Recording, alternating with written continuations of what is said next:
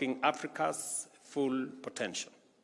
A reformed African Union will serve as the bridge to prosperity for all the African people.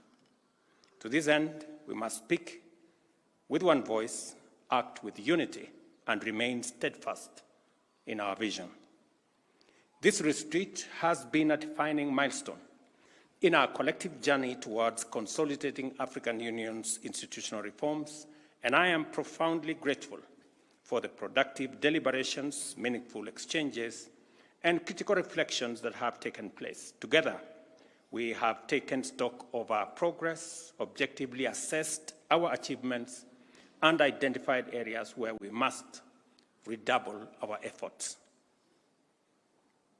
I note that reforming the African Union is not a solitary task, but a complex, interlinked, and shared undertaking that demands our collective resolve. If we pull together in unity and purpose, we shall deliver an efficient, effective, and responsive African Union that is fit to serve the member states and the people of Africa effectively. Throughout our discussions, we have identified key priorities that will shape our focus in the coming months, and today's outcomes represent a crucial step in mobilizing political will, fostering consensus, and building the momentum needed to finalize the remaining aspects of the reform. While commendable progress has been made, much remains to be done. To achieve lasting and impactful change, the African Union Commission Chairperson and the Commission itself, including the Executive Council and the Permanent Representatives Committee, must pull in the same direction and accelerate their efforts to implement what has been agreed upon with speed, precision, and efficiency. I thank the heads of state and government for supporting the establishment of the Committee of African Heads of State and Government on Institutional Reform. What we agreed today in this retreat is about four critical aspects that to broaden the ownership of the reform process and to enhance the momentum and to provide strategic leadership for the implementation process, we have decided that apart from the champion that was appointed, we need a committee of 5 to drive the implementation of the already agreed reforms of the different agencies, institutions, and organs. Secondly, we also agreed that for a continent with as much potential as Africa, with a population of 1.4 billion people, with the highest resources of energy and natural resources, with the demographic dividend being the youngest continent, a continent that will probably have 25% of the world's workforce in the next 20 years or 25 years, and a continent that will be the largest single market by 2050. With the resources in food production and many other natural resources, it becomes absolutely necessary that stability, peace, and security become a solid cornerstone of the Africa we imagine into the future. And therefore, it is absolutely necessary at this point in time for African Union to reimagine, rethink, reorganize our peace and security architecture. As things stand today, Africa is a big theater of conflict and, unfortunately, terrorism. And our response has been uncoordinated, under-resourced, and not very well planned. Therefore, we have recommended that a high-level panel interrogate our peace and security infrastructure, including the envoys across the continent, the infrastructure around the Africa Union Commission, the Peace and Security Fund, and also the effects of Resolution 2917 that now makes it possible for African-led peace efforts to be funded by the United Nations with the resolution of the United Nations Security Council.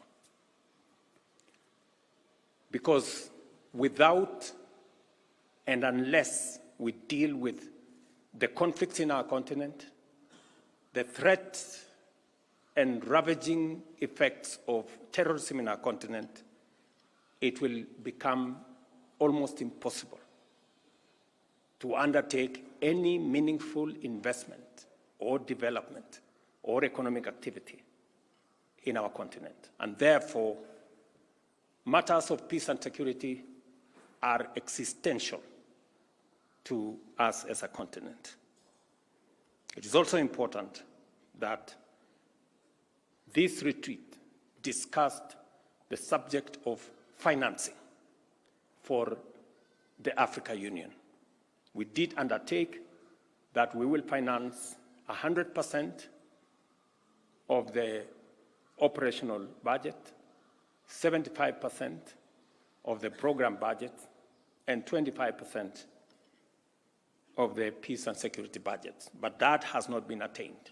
Again, we have provided a framework, and I will be recommending to the summit of the heads of state and government next month on our suggestions on how we can plug the gaps and provide adequate funding and a mechanism for adequately financing the Africa Union.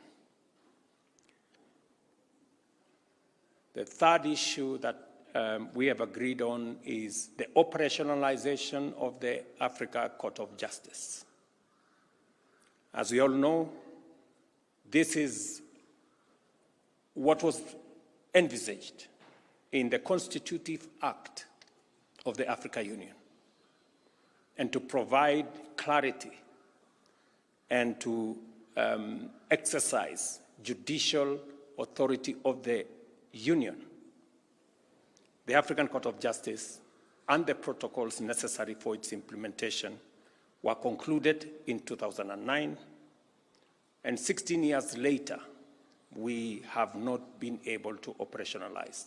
I will therefore be making a recommendation for the operationalization of the African Court of Justice with the appointment of judges so that by June this year, we can have a mechanism for conflict resolution in our continent, especially on disputes between countries, disputes between institutions of the Africa Union, and a reference for the tribunals that currently exist. Once again, it is a very important forum that we have engaged in that will go all the way to a presentation on the Pan-African Parliament to make it much more accountable, to agree on the election process of members of the Pan-African Parliament, to look at the responsibility of the Pan-African Parliament to enact model laws that will serve the greater interest of the continent and support institutions like the Africa Continental Free Trade Area.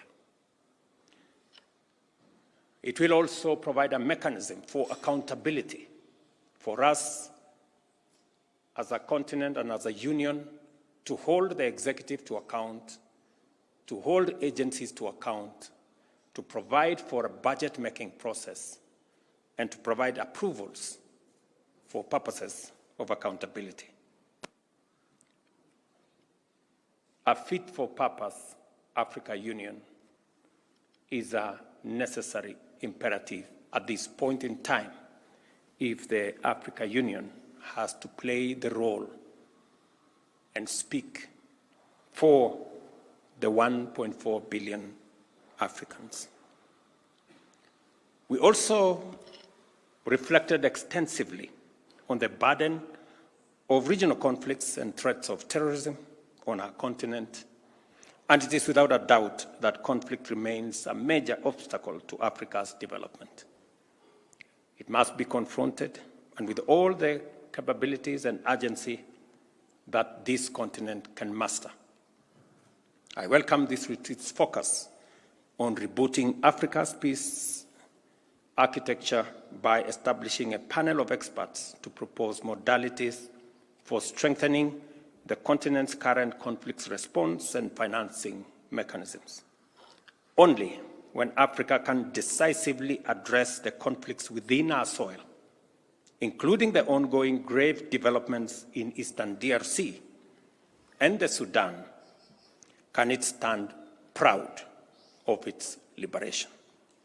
It is for this reason that we have agreed under the framework of the East African Community to convene an urgent extraordinary meeting and summit on the situation in Eastern DRC on Wednesday. I have consulted with heads of state from the East African Community and beyond, and we are all in agreement that now more than ever, it is an existential issue, not just for the people of Eastern DRC, but for this region.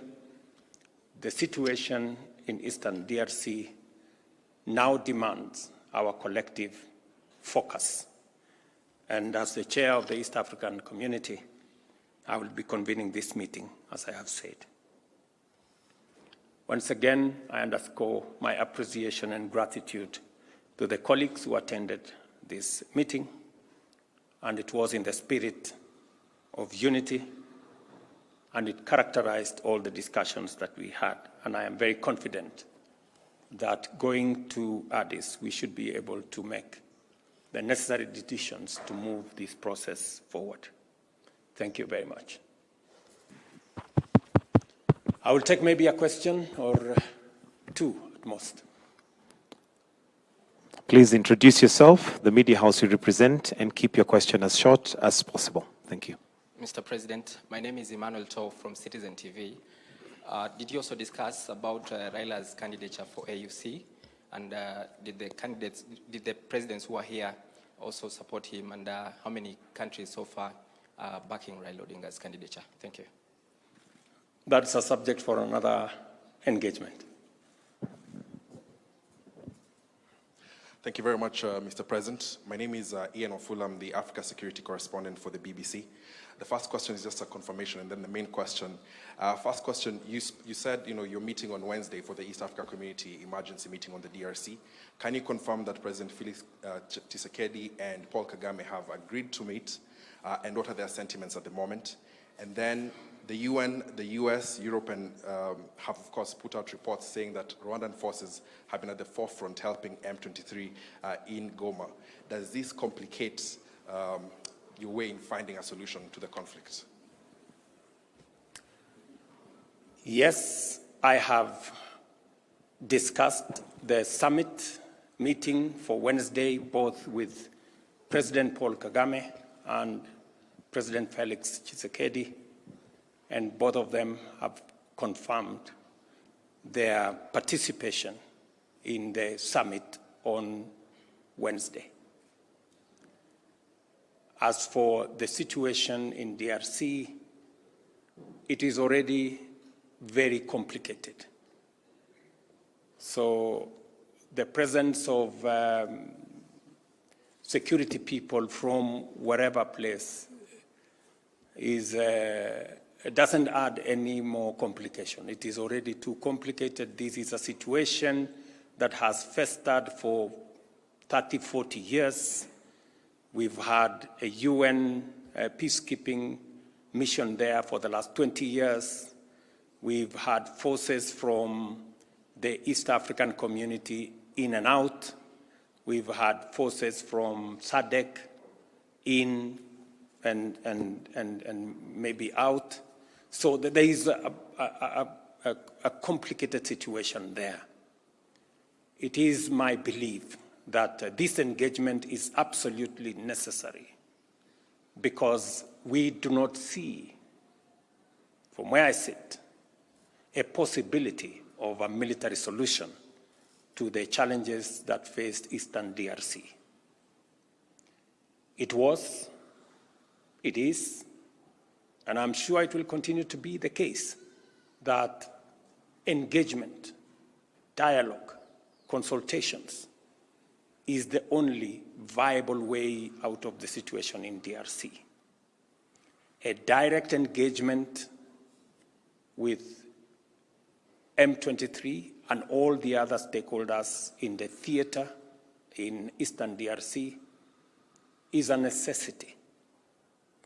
And getting to understand the issues and possibly the root causes of why this conflict has persisted for many years is a place to start, but we will be willing to listen to all the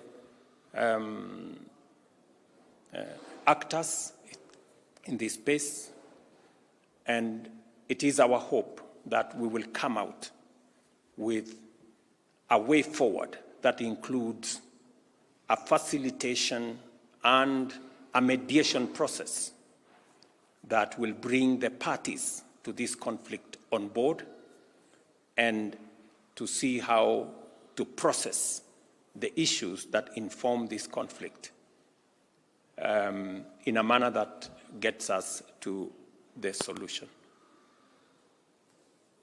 Thank you very much.